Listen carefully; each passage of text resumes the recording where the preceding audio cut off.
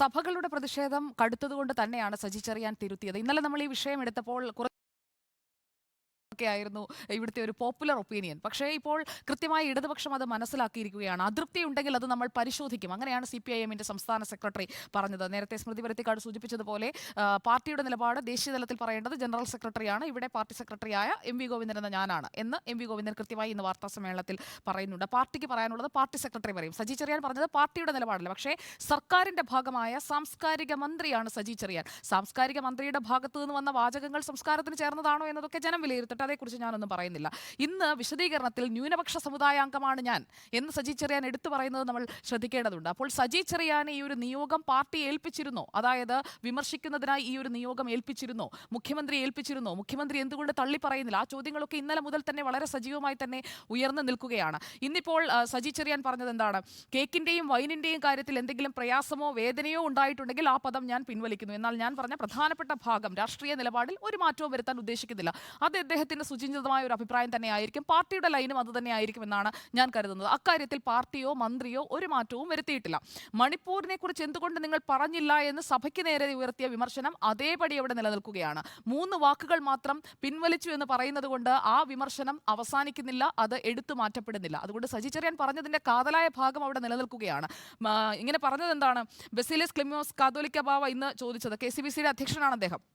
കർദിനാൾ ഇന്ന് പറഞ്ഞ കൃത്യമായ വാചകം ഇങ്ങനെയാണ്: കേരളത്തിന്റെ സാംസ്കാരിക വകുപ്പ് മന്ത്രി ബഹുമാനമില്ലാത്ത രീതിയിൽ സംസാരിച്ചത് ഉചിതമായില്ല എന്നത് ഏറ്റവും തീവ്രതയോടെ ഞാൻ സർക്കാരിനെ അറിയിക്കുകയാണ്. പബ്ലിക് സ്റ്റേറ്റ്മെന്റ് ആണ്. അദ്ദേഹം ഈ പ്രസ്താവന പിൻവലിച്ചതിന് വിശദീകരണം നൽകുന്നതുവരെ KCBC-യുടെ പൊതുവായ സഹകരണം സർക്കാരിനോട് ഉണ്ടായിരിക്കുന്നതല്ലെന്ന് പരസ്യമായി ഞാൻ അറിയിക്കുന്നു. ക്രൈസ്തവ സഭ ആരെ കാണണം, ആര് വിളിച്ചാൽ പോകണം എന്ന് തീരുമാനിക്കുന്നത് രാഷ്ട്രീയ പാർട്ടികളല്ല. അത് സർക്കാരിനുള്ള സഭയുടെ പ്രത്യേകിച്ചും ഈ KCBC-യുടെ അധ്യക്ഷൻ എന്ന നിലയിൽ മാർ ക്ലിമിസ് കൊടുക്കുന്ന കൃത്യമായ സന്ദേശമാണ്.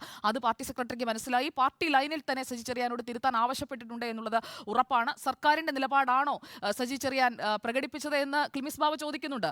അങ്ങനെ പറഞ്ഞുകൊണ്ട് പിൻവലിക്കാൻ ആവശ്യപ്പെടുമ്പോൾ ആ പ്രസ്താവന ആ ഭാഗം മാത്രം, അതിലെ വാക്കുകൾ മാത്രം തിരുത്തുകയാണ് ചെയ്യുന്നത്. ഞാനിതിൽ മനസ്സിലാക്കുന്നത് യഥാർത്ഥത്തിൽ ന്യൂനപക്ഷത്തിന്റെ സംരക്ഷകർ, അത് മുസ്ലിങ്ങളായാലും ക്രിസ്ത്യാനികളായാലും ന്യൂനപക്ഷത്തിന്റെ സംരക്ഷകർ CPIM ആണ്. CPIM-നോട് ചേർന്ന് നിൽക്കുന്നതാണ് നിങ്ങൾക്ക് സുരക്ഷിതം എന്ന് സ്ഥാപിക്കുന്നതിന്റെ ഒരു ശ്രമത്തിന്റെ തുടർച്ചയാണ് സജി ചെറിയാനും ഈ വിഷയത്തിൽ, മണിപ്പൂർ വിഷയത്തിൽ നടത്തിയത്. പക്ഷേ അദ്ദേഹത്തിന്റെ പദപ്രയോഗം കൊണ്ട് അദ്ദേഹം മുന്നോട്ട് വെച്ച ആ കോസ് തന്നെ ചർച്ചയിൽ നിന്ന് മാറ്റപ്പെടുകയും ഈ വിശേഷണങ്ങൾ മുന്തിരി വാറ്റിയ സാധനം, മുന്തിരിങ്ങ വാറ്റിയെടുത്ത സാധനം എന്നാണ് പറഞ്ഞത്, വൈനെന്ന് പോലുമല്ല.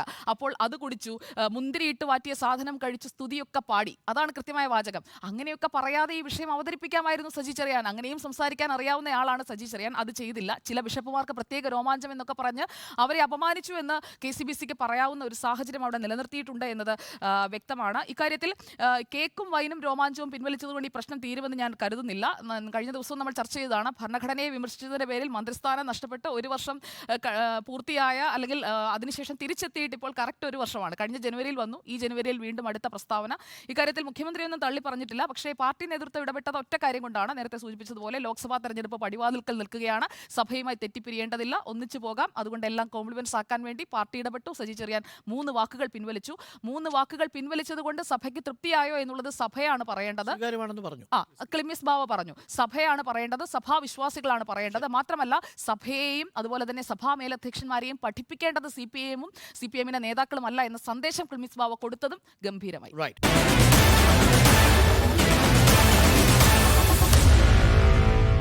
Meet the editors.